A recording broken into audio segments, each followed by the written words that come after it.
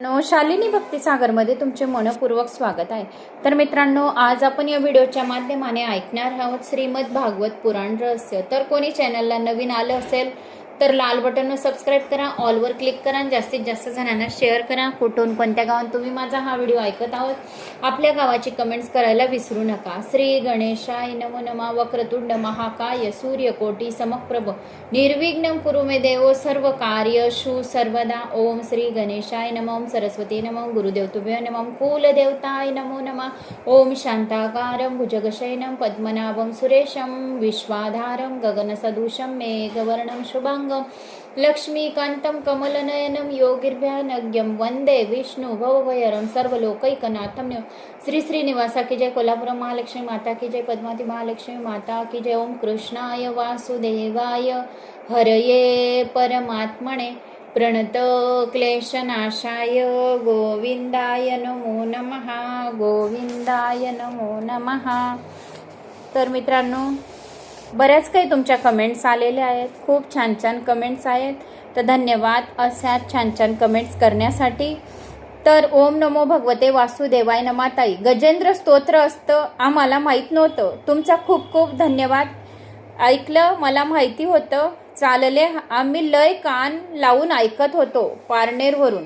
श्री गणेशाय नमः। ओम शिवाय नमः। ओम नमो भगवते वासुदेवाय नमः। श्री स्वामी समर्थताई, शेतात काम करीत असताना मी एक व्हिडिओ, तुमचा जो एक व्हिडिओ आहे तो 2-2 वेळेस ऐकते। मला साक्षात महादेवाची तांदळाची पिंड स्वप्नात आली। रोज प्रदोष काळात पूजा करते, जमेल तशी सेवा करते। ताई, तुमच्यामुळे मला आज खूप ज्ञानाची प्राप्ती झाली। धन्यवाद ताई, कोटी कोटी तुम्हाला प्रणाम। ताई, मी सातारा जिल्ह्यात जावली तालुक्यातून ऐकत आहे। लिहायचं तर खूप वाटतं, जय श्री महाकाल, पण फक्त एवढंच सांगते, लिहायचं आहे तर खूप काही आहे मनात, तर मला लिहायचं आहे तर खूप काही असं मनात वाटतं, तरी पण जय श्री महाकाल। जय श्री महाकाल ताई, तुम्ही आम्हाला घर बसल्या बसल्या खूप पुण्य प्राप्त करून देत आहे, त्यामुळे तुमचे आम्ही खूप खूप आभारी आहोत। ओम नमो भगवते वासुदेवाय ताई, जय श्री महाकाल। कोल्हापूर कळंबा, खूप छान ताई, जय श्री महाकाल ताई, जय श्री महाकाल। श्री गणेशा, ओम श्री गणेशाय नमो नमः। ओम नमो भगवते वासुदेवाय नमः। खूप खूप धन्यवाद ताई, संभाजीनगर। ओम नमो भगवते वासुदेवाय ताई, धन्यवाद, कोटी कोटी नमस्कार। तालुका पारनेर, वडगाव, सावताल येथून ऐकत आहोत, खूप छान सांगतात तुम्ही, खूप खूप धन्यवाद। श्री शिवाय नमस्तुभ्यं। हर हर महादेव। श्री कृष्ण निगडी, पुणे। ओम नमो भगवते वासुदेवाय नमः। ओम नमो भगवते वासुदेवाय नमः। ताई, नाशिक, श्री शिवाय नमस्तुभ्यं। ओम नमो भगवते वासुदेवाय नमः। जलगाव, भडगाव येथून आम्ही कथा ऐकत आहोत। ताई, ओम नमो भगवते वासुदेवाय नमः। मी कर्नाटकातून तडवेल या गावातून स्वयंपाक करता करता तुमच्या कथा ऐकत आहे। राधे राधे, जय श्री महाकाल। हर हर महादेव, जय श्री महाकाल। ओम नमो भगवते वासुदेवाय नमः। मनाचा स्वामी चंद्र आहे आणि बुद्धीचा स्वामी सूर्य आहे। जय श्री महाकाल। जय श्री गुरुदेव दत्त, देवरगाव। हर हर महादेव। ओम नमो भगवते वासुदेवाय नमः। जय श्री महाकाल। जय महालक्ष्मी। जय श्री राम, नांदेड। ओम नमो भगवते वासुदेवाय नमः। कोल्हापूर, अंमळनेर, जय श्री महाकाल। जय श्री महाकाल, नागपूर। जय श्री महाकाल, पुणे। अशा बऱ्याच काही तुमच्या जय श्री महाकाल, जय श्री महाकाल अशा कमेंट्स आल्या आहेत। अन्वी, दिगंबरा, दिगंबरा, श्रीपाद वल्लभ दिगंबरा। ओम नमो भगवते वासुदेवाय नमः। धन्यवाद ताई, नमस्कार। सावताल येथून, वडगाव येथून ऐकत आहोत, खूप खूप धन्यवाद। तालुका पारनेर। तर अशाच काही भरपूर कमेंट्स करण्यासाठी, माझ्या चॅनलला पुढे घेऊन जाण्यासाठी खूप खूप मनापासून सर्वांचे धन्यवाद करते। तर आता आपण मागच्या व्हिडिओमध्ये वामन भगवान जे आहे, भगवान विष्णू जे आहेत, तर त्यांनी वामन अवतार धारण केले आहे आणि आता वामन अवतारामध्ये ते राजा बलीच्या घरी गेले होते आणि 3 पावले त्यांनी भूमी मागितली आहे। त्यावर राजा काय म्हणाला की तू 3 पावली फक्त तुम्ही भूमी मागत आहे, तर मला आता लाज वाटत आहे. 3 पावले भूमी, एवढीशी भूमी मागत आहे, तर जरा काही मोठं घरच मागून घेतलं असतं, असं राजा बली वामन अवतारामध्ये भगवान विष्णूला सांगत आहेत.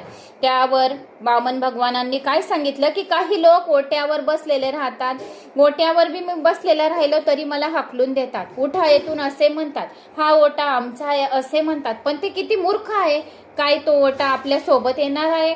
या जगात आपले काय आहे आणि काय नाही जर माणसाला समजून येईल तर सर्वजण सुखी होते. मग पुढे वामनदेव पुढे म्हणाले, तेव्हा माझी संध्या पूजा अपूर्ण राहिली आहे, म्हणून मला तुम्ही आपल्या मालकीची थोडीशी जमीन 3 पावले जमीन मला द्या आणि मला संध्या पूजा करू शकू. म्हणजे आज माझी पूजा जी आहे तर ती अपूर्ण राहिली आहे. राजा, तुला या दानाचे सुयश मिळेलच, पण मी ब्रह्मचारी आहे, पण मला तू 3 पावले जमिनीचे दान दे. मग राजा बलीला खूप आनंद झाला. चला, माझी भूमी या पवित्र ब्राह्मणाच्या संध्या पूजेने अधिक पवित्र होईल. किती विरक्त आहे हा ब्राह्मण, माझे सर्वस्व देण्यास तयार आहे, तरी हा घेत नाही. वामनाला राजा म्हणू लागला, वामनदेवाला राजा म्हणू लागला, महाराज जशी आपली इच्छा, आपल्या इच्छेनुसार मी आपल्याला 3 पावले भूमी देत आहे, पण भविष्यातही आपल्याला कोणत्याही वस्तूची गरज जर पडली तर माझ्याकडून मागावी, असे राजाने वामनदेवाला सांगितले. सेवेची संधी आपण मला द्यावी. वामनदेव म्हणाले, पुढची गोष्ट पुढे पाहू, आज तर तू मला 3 पावले भूमी दे फक्त. बली राजा 3 पावले जमीन देण्यास तयार झाला, परंतु यज्ञ मंडपाचे जे आचार्य शुक्राचार्याच्या या लक्षात आले की हा कोणी सामान्य ब्राह्मण नव्हे. ते बली राजाला म्हणाले, राजा घाई करू नकोस, देवांच्या कार्यसिद्धीसाठी साक्षात नारायण वामनाचे रूप घेऊन तुला 3 पावले भूमी मागत आहे. असे आचार्य शुक्राचार्य तेथे यज्ञ मंडपात आलेले होते, तर त्यांनी सांगितले की तू घाई करू नको, हे साक्षात नारायण आहेत, तुझे सर्व साम्राज्य याच्या 2 पावलातच समावून जाईल, तर तू याला भूमी दान करू नको. 3रे पाऊल ठेवण्यात जागा उरणार नाही, तुला पाताळात जावे लागेल असे अगोदरच आचार्य शुक्राचार्यांनी राजा बलीला सांगून दिले. पण जरासा सुद्धा विचार करून संकल्प सोड, पण वामन तर तुझे सर्वस्व हिरावून घेऊन जाईल. राजा, दान तर ते दे, पण पूर्ण विचार करून कर. या बालकाची पावले कशी असतील हे तुला कळत नाही. असे दान देऊ नकोस की जेणेकरून तू दरिद्र होशील व घरचे लोक दुखी होतील. राजा बली म्हणाला, दान न दिले तर? शुक्राचार्य उत्तरलेले, दान अवश्य दे, पण तू आपल्या पावलांनी मोजून दे. हा वामन तर विराट रूप धारण करेल, तुझ्या पावलांनी तू भूमी 3 पावले मोजून दे. देवाच्या हितार्थ स्वयं भगवान विष्णूचे वामनाचे रूप घेऊन आले होते. संकल्पानुसार दान न देणारा माणूस नरकात जातो. भविष्य काळाचा विचार करून समजून उमजून दान करत जा. सर्वांचे सर्वच दान करू नये, पंचमाश दान करावे. शुक्राचार्य आता बलीराजाला म्हणाले, वामनाच्या 3 पावलांनी मोजून भूमीचे जर दान देशील तर तुझे सर्वस्व जाईल, म्हणून मी तुला वेळीच सावध करीत आहे. बलीराजा म्हणाले, मी तर वचन दिले आहे, आता जर नाही म्हणेन तर असत्य बोलण्याचे पाप मला घडेल. शुक्राचार्य म्हणाले, संकट काळी खोटे बोलणे समक्ष आहे, असत्य भाषण धर्म आहे असे म्हटले गेले नाही, पण अशा वेळी खोटे बोलणे क्षम्य आहे, ही स्तुती आहे. आता पुढील 4 प्रसंगी खोटे बोलणे क्षमक्ष मानले जाते. कोणत्या कोणत्या ठिकाणी खोटे बोलू नये? कुणाच्या विवाह प्रसंगी खोटे बोलू नये. पत्नीशी बोलत असताना महाभारतात म्हटले आहे, न तू गुप्तम धारयती, म्हणजे स्त्रियांना शापच आहे, त्या कोणत्याही गोष्टीत गुप्त राखू शकणार नाहीत. जेव्हा प्राण संकटात पडतील तेव्हा खरे बोलण्याने जर कोण्या प्राण्याची हत्या होत असेल तेव्हा तुम्ही खुशाल खोटे बोला. गाय आणि साधू संत तपस्वी ब्राह्मणाच्या रक्षणासाठी राजा, यावेळी तुझ्यावर प्राण संकट आले आहे, दिलेले वचन भंग करून टाक, वामनाला नकार दे. अशा वेळी वचनभंगाचा काही दोष लागत नसतो. वामनाच्या एका पावलातच सर्व भूमी सामावली गेली, 2ऱ्या पावलांनी ब्रह्मलोक सामावले गेले, 3ऱ्या पावलासाठी जागा शिल्लक उरली नाही. त्यावेळी सर्व दैत्य युद्ध करण्यास सज्ज झाले. ते म्हणाले, आमच्या राजाचा छळ चालला आहे, मारा मारा. तेव्हा राजा बलीने त्यांना समजावले की हा समय प्रतिकूल आहे, शांत राहा, नाही तुम्हीच मारले जाल. वामन राजाला म्हणाला, राजा तू संकल्प सोडला आहेस की 3 पावला इतकी जमीन देईन, आता मी 3रे पाऊल ठेवू तर कुठे ठेवू? संकल्पाप्रमाणे दान न देणारा माणूस नरक यातना भोगतो. तू माझा छळ करीत आहेस. जरा विचार तर कर, या प्रसंगात कोण कोणाचा छळ करीत आहे. भगवंत दान घेण्यास आले होते. त्यावेळी 7 वर्षाचे बटू होते, पण दानाचा संकल्प झाल्याबरोबर विराट रूप भगवान विष्णूंनी घेतले. गणेश पुराणात पण सांगितले गेले आहे की बलिराजाने भगवंताला विचारले होते की मी निष्पाप असून भगवंताने मला असे का छळले, आपण कपट का केले, मला पाताळात का उतरवले, काय हे योग्य आहे का, आपणच निर्णय घ्या. गणेश पुराणात पण तुम्हाला खूप वेळा मी याची कथा सांगितली आहे. वामनाने उत्तर दिले की तू पूर्ण निष्पापी आहेस. नाही तर यज्ञाच्या आरंभी गणपतीची पूजनाची आज्ञा झाली, त्यावेळी तू त्या पूजेचा इन्कार केलास. मी विष्णूंची पूजा करीन असे म्हणालास, गणपतीची पूजा करीन असे नाही म्हणाला. म्हणजे गणपतीची पूजा केली नाही तर त्याच्यामुळे तुला हा पाप भोगावे लागले. गणपती तर विष्णूच आहे ना, पण तू मानले नाहीस. ही भेद दृष्टी तुझ्या ठिकाणी होती. विंध्यावली म्हणाली, हे प्रभू, ही तर आपलीच लीला आहे. आपणाला कोण काय दान देईल. माझ्या पतीने अभिमान वश दान देण्याची इच्छा धरली व दान दिले. आपणाला कुणी काही देऊ शकत नाही. सर्व विश्वाचे आपणच स्वामी आहात.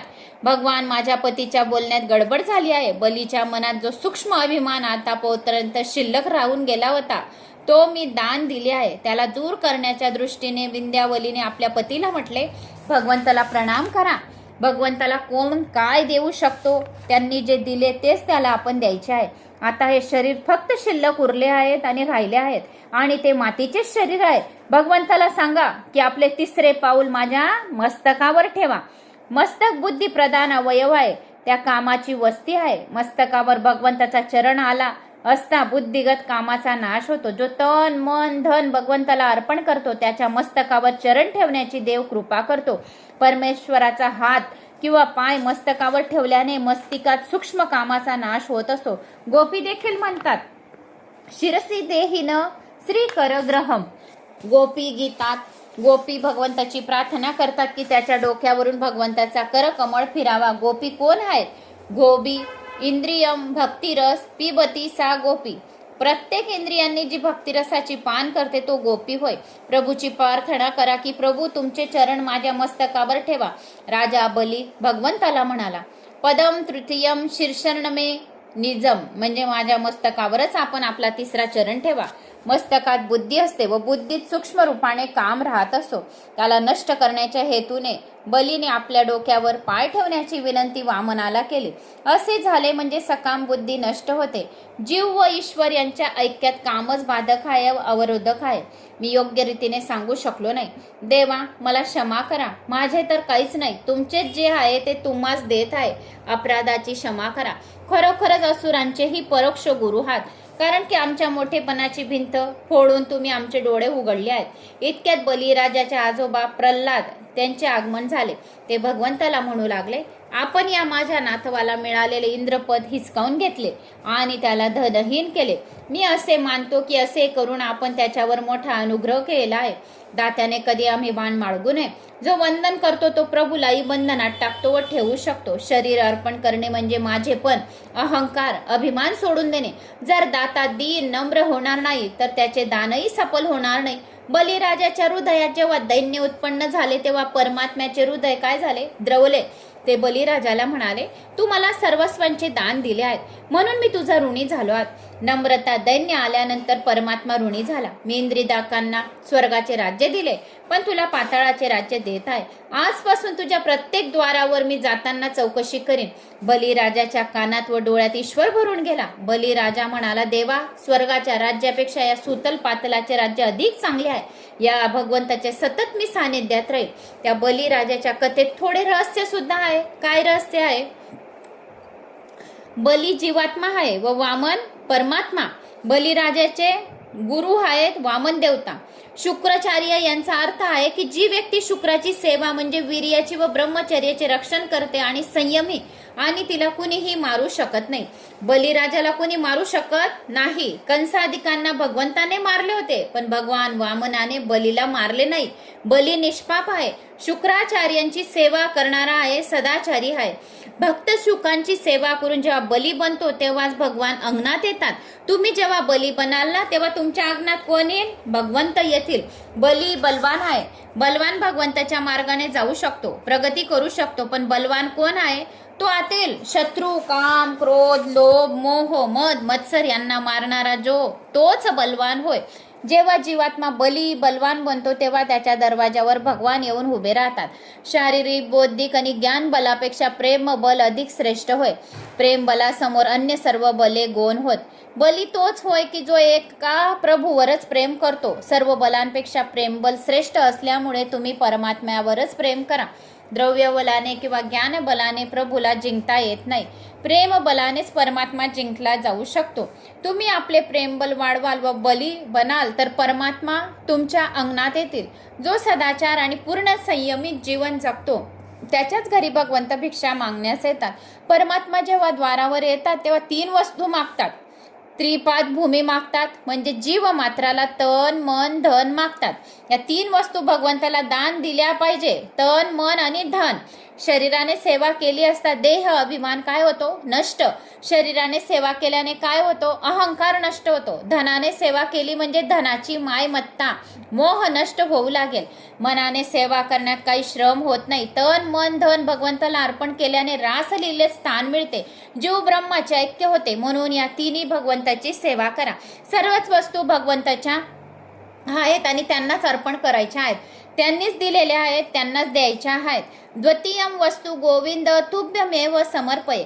जी व्यक्ती बली राजाप्रमाणे भगवंताला तन मन धन अर्पण करते भगवान तिचे द्वारपाल होतात. अशा दात्याच्या प्रत्येक इंद्रियाच्या द्वारावर भगवान नारायण स्वतः विराजमान होतात. जो कोणी ही कथा ऐकतो त्याच्यावर सुद्धा भगवान नारायणाचा साक्षात आशीर्वाद राहतो आणि त्यांचे रक्षण स्वतः महालक्ष्मी माता पूर्ण करते. त्यांचे रक्षण स्वतः लक्ष्मी नारायण शिव पार्वती गणेश कार्तिके कुबेर भंडारी त्यांच्या घरात भंडार भरून देतात.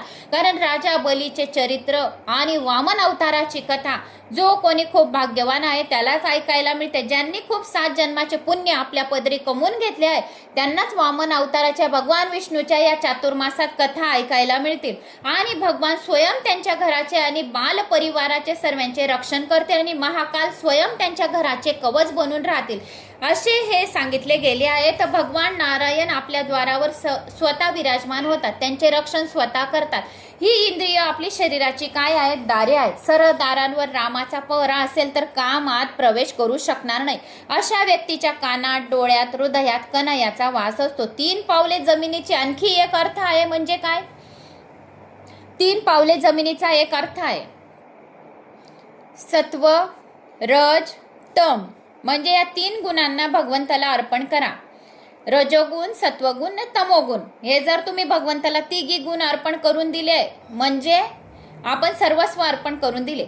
शरीराने ईश्वर सेवा करण्याने तमोगुण कमी कमी होत जाईल. जर आपण आपल्या शरीरात, आपला शरीर काय आहे? हे घर. घरामध्ये काय आहे? देवारा. देवाऱ्यात काय आहे?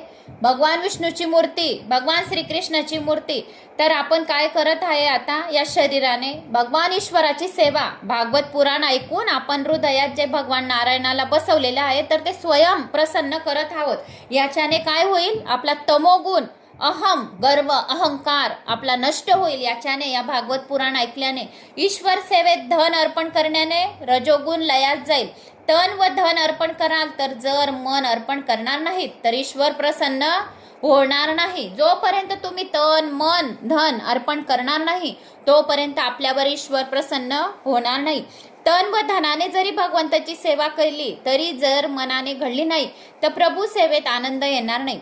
ईश्वराशी मनाने संबंध जोडायचा आहे. माणूस आपले सर्वस्व ईश्वराला देत नसतो, काही आपल्याशी राखून ठेवतो. म्हणून देव प्रसन्न होत नाही. सत्वगुणाचा नाश व्हावा म्हणून मन देखील ईश्वराला अर्पण करायचे असते. मनाला देवाच्या सेवेत लावून ठेवायचे आहे. मन विषयात व शरीर प्रभू सेवेत असेल तर प्रभू प्रसन्न होणार नाही. सेवा करीत असताना डोळ्यातून अश्रू आले तर समजावे की भगवंताची कृपा झाली आहे. सेवा केल्याने थकवा निघून जातो. ईश्वराशी संबंध जोडला गेला तर थकवा निघून जाईल. ज्ञानी पुरुष शरीरानेच नव्हे तर मनाने प्रभूशी संबंध जोडतो. समर्पण करण्याने आपल्या स्वतःलाही अर्पण केले पाहिजे. दान दिल्यानंतर बलिराजाने देवाला नमन केले नाही म्हणून देव अप्रसन्न राहिले. बलीच्या मनात सूक्ष्म अभिमान होता की मी पुष्कळ काही दिले आहे. अर्पण करूनही त्यांच्या मनात दीनता आणि नम्रता आली नाही. भगवंताला सांगा, मंत्रहीनम क्रियाहीनम भक्तिहीनम जनार्दनम. देवा, मी जे काही आता हे मंत्रोपचार करत आहे, जे भागवत पुराण ऐकत आहे, तर माझ्याने जे काही चूक होत असेल तर ते क्षमा करा. माझ्या चुका तुम्ही पोटात घाला, असे भगवंताला प्रार्थना करा. याच्याने आपले गर्व अहंकार नष्ट होतो. सत्कर्म जर करत आहात तर नम्रतेने करावे. सत्कर्माचे फळ आपल्याला मिळत असते. कर्म बाधक नसते, पण कर्म केले आहे आणि अहंकार जर मनामध्ये आहे तर त्या कर्माचा काही उपयोग नाही. कारण अहंकारच उत्पन्न झाला तर प्रभू त्याची उपेक्षा काय करतील.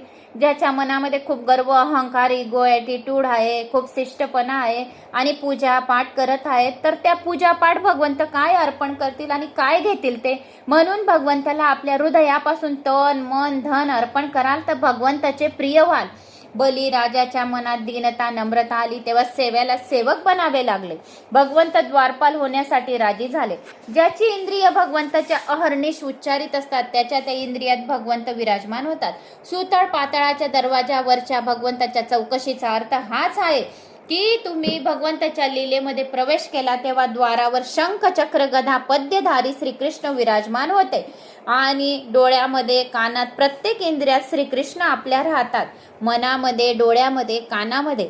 आपल्याला हे भागवत पुराण पहिल्या दुसऱ्या अध्यायातच सांगितलं मी तुम्हाला. आपल्याला हे भागवत पुराण कसं करायचं आहे.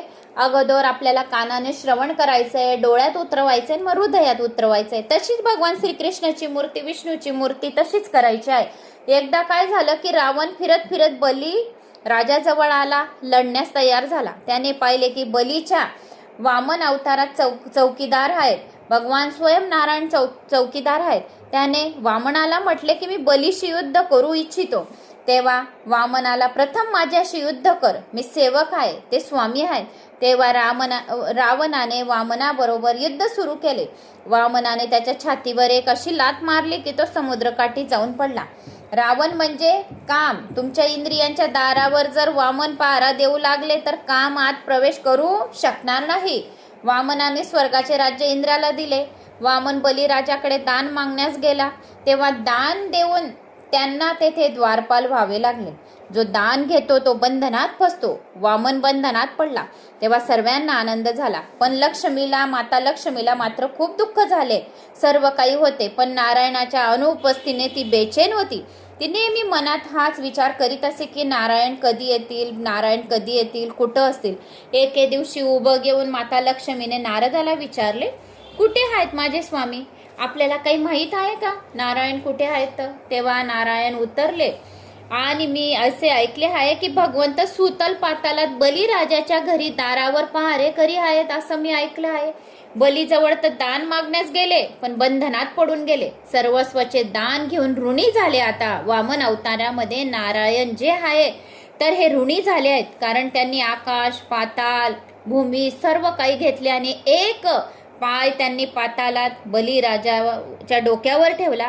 त्यामुळे ते ऋणी झाले. कारण की 3 पावले दान मागितली होती राजा बलीकडून, तर 3 पावले दान राजा बलीने दिले, पण त्यांचे ऋणी झाले आणि पातालात ते बलीराजाचे दारावर पहारे करी स्वयं विष्णू भगवान झाले, नारायण झाले, म्हणून ते आले नाही आहेत असे नारदाने माता लक्ष्मीला सांगितले. आता लक्ष्मी सुतल पातालात आली. घरात भगवंताची प्रसन्नतेने स्थापना कराल तर लक्ष्मी न बोलवता येईल, मागे मागे येईल. नारायणाची जर आपण भगवान नारायणाची चांगली प्रार्थना केली. आता आपण हे भागवत पुराण ऐकत आहोत तर प्रत्येकाच्या घरी माता लक्ष्मी मागे मागे येईल, कारण नारायण स्वयं येतील. जेथे भागवत पुराण ऐकले जाते, वाचले जाते, तेथे स्वयं महालक्ष्मी माता मागे मागे धावत येते. जेथे भगवंत असतील तेथेच माता लक्ष्मी राहते. ही काही आश्चर्याची गोष्ट नाही की ज्या घरी नारायण द्वारपाल आहेत, विराजमान आहेत, त्या घरी लक्ष्मी आमंत्रणा वाचूनच येऊन जाते. जेथे भगवान नारायण राहिले तेथे बिना आमंत्रणाची माता लक्ष्मी मागे मागे येते. म्हणून लक्ष्मीच्या मागे लागू नका, तर भगवंताच्या मागे लागा. नारायणाची आराधना कराल तर लक्ष्मी आपोआप आपल्या घरी येईल बिना आमंत्रणाची. मग लक्ष्मीने ब्राह्मण स्त्रीचे रूप धारण केले. ती बलीराजाला म्हणाली, मी तुमची धर्माची बहीण आहे. जगात मला कुणी भाऊ नाही. तू मला कोणी बहीण नाही. आजपासून मी तुझी धर्मभगिनी व तू माझा धर्मबंधू होशील का? बलीला खूप आनंद झाला. त्याने माता लक्ष्मीला वंदन केले. आपल्याला बहीण नाही हेच दुःख बलीला होते. आता लक्ष्मीच्या आगमनाने सर्वच ठिकाणी आनंदच आनंद झाला. पण लक्ष्मी मातेला मात्र काही आनंद झाला नाही. तिला हे दुःख होते की तिचे पती हातात दंड घेऊन एका सामान्य पहारेकरी सारखे प्रमाणे पहारा देत होते. श्रावण मास आला, श्रावण महिना आला, रक्षाबंधनाचे दिवस आले. काय? रक्षाबंधनाचा दिवशी माता लक्ष्मीने राजाला म्हटले, राजा, आज मी तुला राखी बांधणार आहे. बली राजाने राखी बांधल्यावर माता लक्ष्मीला वंदन करताना म्हटले, भगिनी, आज मी तुला काही द्यायला पाहिजे. ते माझ्या मनात येईल ते तू मागून घे. थोडा देखील संकोच करू नकोस की तुला काय पाहिजे आहे. माता लक्ष्मी म्हणाली, राजा, मागताना मला थोडा संकोच वाटत आहे. बली राजा म्हणाला, तू माझी बहीण आहे, तू कशाला संकोच करत आहे? तू मला भाऊ मानलेस, राखी बांधलीस, तू माझी बहीण आहे. तर आज रक्षाबंधनच्या दिवशी भाऊ बहिणीचे असे नाते राहते की बहिणीने भावाच्या हातावर जर राखी बांधली तर सुरक्षा कवच सुरक्षामध्ये ठेवण्याचं काम भावाचं असतं. तर तू मला सांग, तुला काय पाहिजे आहे तर मी तुला देईल. निसंकोचपणे माग माता, तू निसंकोचपणे माग. आज मला तू तेच मागून घे की जे तुझ्या घरी नाही. राजा बली म्हणतो, तो भाऊ म्हणतो, मानलेला भाऊ आहे, तर काय म्हणतो तो की बाबा तुझ्या घरी जे नाही ते मला माग, मी तुला द्यायला तयार आहे. माझा धर्मबंधू आहेस तू, तू धर्मभगिनी आहे. आपण दोघं एकमेकांना भाऊ बहिणीचे नाते दिलेले आहेत. तर तू का हिचकिचावते आहे? मला सांग, तुझ्या घरी काय नाही आहे ते मी तुला द्यायला तयार आहे. मी तुझा भाऊ नाही का? बोल. मग माता लक्ष्मी म्हणाली, राजा, तसे तर माझ्या घरी सर्व काही आहे, परंतु काय म्हणाली माता लक्ष्मी की माझ्या घरी सर्व काही आहे, पण परंतु एक गोष्ट नाही जिच्या वाचून मी खूप बेचैन आहे. माझं मन लागत नाही आहे, थोडे सुद्धा माझे मन लागत नाही. मी खूप बेचैन झाली आहे. मला दुसरे काही नको. तुझा तो द्वारपाल मला देऊन दे, तू त्याला मुक्त करून दे. बली राजा म्हणाला, का? हा तुझा कोणी नातेवाईक आहे का? माता लक्ष्मी म्हणाली, ते तर माझे साक्षात नारायण आहेत.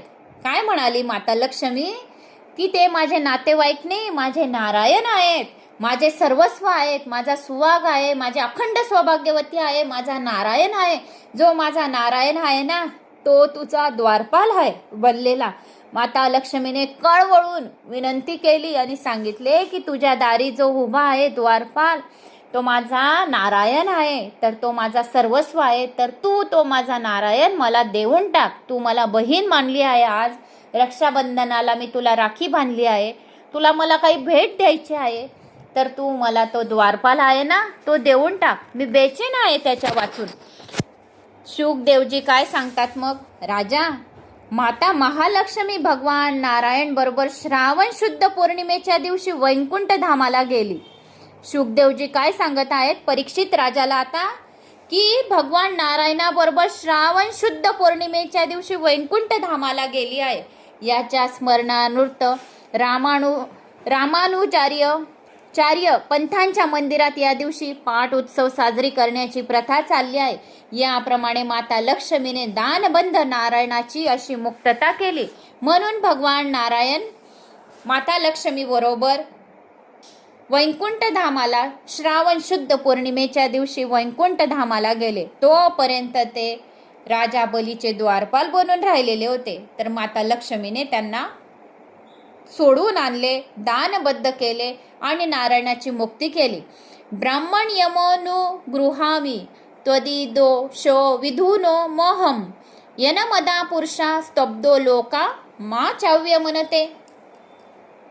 याचा अर्थ असा आहे की ब्रह्मदेवा, मी ज्याच्यावर कृपा करतो त्याचे धन हिरावून घेतो, कारण की धनाने माणूस अभिमानी बनतो, पण माझा तसाच अन्य लोकांचा तो अपमान करू शकतो.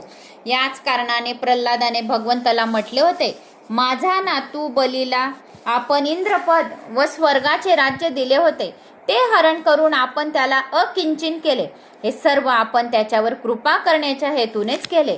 हे परम पवित्र वामनाचे चरित्र समयानुसार यथामती सांगितले गेले आहे. हे परम पवित्र चरित्र जो वामनाचे फक्त श्रवण सुद्धा करतो तरी त्याच्या घरी माता लक्ष्मी स्वयं नारायणाला घेऊन विराजमान राहते आणि त्याच्या घरात कधीच कोणत्याही गोष्टीची कमी पडत नाही. धन धान्य यश कीर्ती मान सन्मान त्याचे जे कामं झालेले नाही आहेत तर स्वयं माता लक्ष्मी आणि नारायण भगवान करतात. असे हे परम पवित्र वामनाचे चरित्र आहे. जो कोणी फक्त श्रवण सुद्धा करतो तरी त्याच्या पित्रांना सद्गती प्राप्त होते.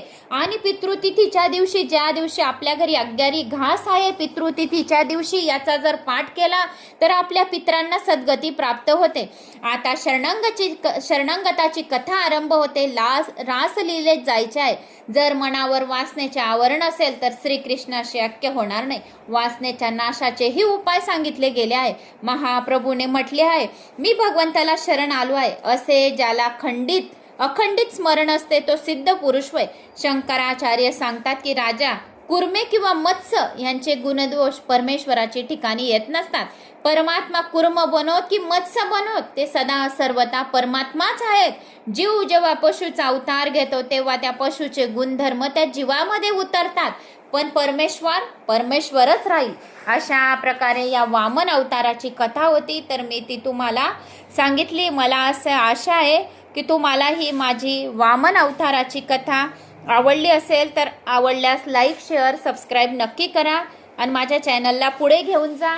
आज संकष्टी चतुर्थी आहे तर आज आपण गणेश सहस्रनामावली या व्हिडिओच्या माध्यमानेच ऐकूया. श्री गणेशाय नमो नमः. ओम गम गणपते नमः. ओम श्री गणेश्वराय नमः. ओम गणक्रीडाय नमः. ओम गणनाथाय नमः. ओम गणाधिपाय नमः. ओम एकदृष्टाय नमः. ओम वक्रतुंडाय नमः. ओम गजवक्रताय नमः. ओम मंदोदराय नमः. ओम लंबोदराय नमः. ओम धूम्रवर्णाय नमः. ओम विकटाय नमः. ओम विघ्ननायकाय नमः. ओम सुमुखाय नमः. ओम दुर्मुखाय नमः. ओम बुद्धाय नमः. ओम विघ्नराजाय नमः. ओम गजाननाय नमः. ओम भीमाय नमः. ओम प्रमोदाय नमः. ओम आनंदाय नमः. ओम सुरानंदनाय नमः. ओम मदोत्कटाय नमः. ओम हेरंबाय नमः. ओम शंबराय नमः. ओम शंभवे नमः. ओम लंबकर्णाय नमः. ओम महाबलाय नमः. ओम नंदनाय नमः. ओम अलंपटाय नमः. ओम भीमाय नमः. ओम मेघनादाय नमः. ओम गणंजयाय नमः. ओम विनायकाय नमः. ओम विरूपाक्षाय नमः. ओम धीराय नमः. ओम सुराय नमः. ओम वरप्रदाय नमः. ओम महागणपते नमः. ओम बुद्धिप्रियाय नमः. ओम श्रीप्रसादनाय नमः. ओम रुद्रप्रियाय नमः. ओम गणाध्यक्षाय नमः. ओम उमापुत्राय नमः. ओम अगनाशनाय नमः. ओम कुमार गुरुवे नमः. ओम ईशान्यपुत्राय नमः. ओम मूषकवाहनाय नमः. ओम सिद्धिप्रदाय नमः. ओम सिद्धिपतये नमः. ओम सिद्ध्यै नमः. ओम सिद्धिविनायकाय नमः. ओम विघ्नाय नमः. ओम तुंगभुजाय नमः. ओम सिंहवाहनाय नमः. ओम मोहिनीप्रियाय नमः. ओम कंटिकटाय नमः. ओम राजपुत्राय नमः. ओम शकलाय नमः. ओम समिताय नमः. ओम अमिताय नमः. ओम कुष्मांडगणसंभूताय नमः. ओम दुर्जयाय नमः. ओम दुर्जयाय नमः. ओम अजाय नमः. ओम भूपत्यै नमः. ओम भुवनेशाय नमः. ओम भूपतनाय नमः. ओम अव्यव्याय नमः. ओम विश्वकर्ते नमः. ओम विश्वमुखाय नमः. ओम विश्वरूपाय नमः. ओम निधयै नमः. ओम घृणयै नमः. ओम कवयै नमः. ओम कविनां वृषभयाय नमः. ओम ब्राह्मणाय नमः. ओम ब्राह्मणस्पते नमः. ओम ज्येष्ठराजाय नमः. ओम निधिपतये नमः. ओम निधिप्रियपतिप्रियाय नमः. ओम हिरण्यपुरान्तस्थाय नमः. ओम सूर्यमंडल मध्यगाय नमः. ओम कराहती ध्वस्त सिंधु सलिलाय नमः. ओम पुष्यदंतभृत्यै नमः. ओम उमाडकेळू कृतिकिन्यै नमः. ओम मुक्तिदाय नमः. ओम कुलपालकाय नमः. ओम किराटिन्यै नमः. ओम कुंडलिन्यै नमः. ओम हारिण्यै नमः. ओम वनमालिन्यै नमः. ओम मनोमयाय नमः. ओम वैमुख्यहत दृश्यश्रियै नमः. ओम पादाहतजितश्रित्यै नमः. ओम सद्योजाताय नमः. ओम सुवर्णभुजाय नमः. ओम मेखलिन्यै नमः. ओम दुनिमित्तहते नमः. ओम दुस्वप्नहते नमः. ओम प्रहसनाय नमः. ओम गुणियै नमः. ओम नादप्रतिष्ठाय नमः. ओम स्वरूपाय नमः. ओम सर्वनेत्र धिवासाय नमः. रूपाक्षाय नमः. ओम धीराय नमः. ओम सुराय नमः. ओम वरप्रदाय नमः. ओम महागणपतये नमः. ओम बुद्धिप्रियाय नमः. ओम श्रीप्रसादनाय नमः. ओम रौद्रप्रियाय नमः. ओम गणाध्यक्षाय नमः. ओम उमापुत्राय नमः. ओम अगनाशनाय नमः. ओम कुमारगुरुवे नमः. ओम ईशान्यपुत्राय नमः. ओम मूषकवाहनाय नमः. ओम सिद्धिप्रदाय नमः. ओम सिद्धिपतये नमः. ओम सिद्ध्यै नमः. ओम सिद्धिविनायकाय नमः. ओम विघ्नाय नमः. ओम तुंगभुजाय नमः. ओम सिंहवाहनाय नमः. ओम मोहिनीप्रियाय नमः. ओम कंटिकटाय नमः. ओम राजपुत्राय नमः. ओम शकलाय नमः. ओम समिताय नमः. ओम अमिताय नमः. ओम कुष्मांडगणसंभूताय नमः. ओम दुर्जयाय नमः. ओम दुर्जयाय नमः. ओम अजाय नमः. ओम भूपतये नमः. ओम भुवनेशाय नमः. ओम भूपतनाय नमः. ओम अव्यव्याय नमः. ओम विश्वकर्ते नमः. ओम विश्वमुखाय नमः. ओम विश्वरूपाय नमः. ओम निधये नमः. ओम घृणये नमः. ओम कवये नमः. ओम कवीनां वृषभयाय नमः. ओम ब्राह्मणाय नमः. ओम ब्राह्मणस्पते नमः. ओम ज्येष्ठराजाय नमः. ओम निधिपतये नमः. ओम निधिप्रियपतिप्रियाय नमः. ओम हिरण्यपुरान्तस्थाय नमः. ओम सूर्यमंडल मध्यगाय नमः. ओम कराहती ध्वस्त सिंधु सलिलाय नमः. ओम पुष्यदंतभृत्यै नमः. ओम उमाडकेळू कृतिकिन्यै नमः. ओम मुक्तिदाय नमः. ओम कुलपालकाय नमः. ओम किराटिन्यै नमः. ओम सुरानंदनाय नमः. ओम मदोत्कटाय नमः. ओम हेरंबाय नमः. ओम शंबराय नमः. ओम शंभवे नमः. ओम लंबकर्णाय नमः. ओम महाबलाय नमः. ओम नंदनाय नमः. ओम अलंपटाय नमः. ओम भीमाय नमः. ओम मेघनादाय नमः. ओम गणंजयाय नमः.